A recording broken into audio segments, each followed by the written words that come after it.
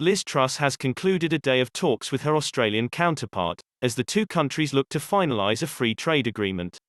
Dan Tehan flew to London this week to hold face-to-face talks with Ms. Truss. Negotiations between the two sides are understood to have stalled in recent months, with both sides looking to restore momentum to get the deal over the line. In total, £18.8 billion of trade is done between the UK and Australia each year. Following the conclusion of the talks, Ms. Truss said, "Great morning of talks with Dan Tehan on our UK-Australia trade deal. We want an agreement that will support jobs across the United Kingdom and strengthen ties between two democracies who believe passionately in free and fair trade." In advance of the talks, she said the UK wanted to negotiate a gold standard deal that slashes tariffs for businesses, pushes new frontiers in digital and services, and supports jobs across Britain. Ahead of the meeting this morning, the High Commissioner for Australia to the UK, George Brandis, wrote, "Let's get this deal done." It had been hoped a free trade deal could be signed by Easter, but talks hit a series of stumbling blocks holding up progress. Agricultural tariffs are thought to be one of the key sticking points.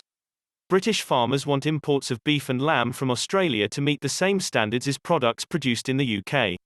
While both sides have today been eager to express their desire for a deal to be agreed as soon as possible, the talks risked being derailed earlier this week following comments from the Department of International Trade. An unnamed source close to the International Trade Secretary was quoted as saying Mr. Tehan needed to show Australia meant action. She plans to sit him down in the Locarno room, in the Foreign Office, in an uncomfortable chair, so he has to deal with her directly for 9 hours, the source told The Telegraph. He is inexperienced compared to Liz.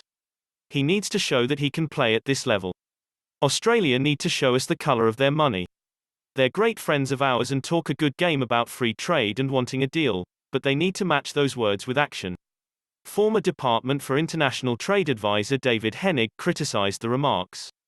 Publicly undermining your counterparts in trade talks doesn't make it terribly easy for them to conclude deals unless they subsequently win on absolutely everything.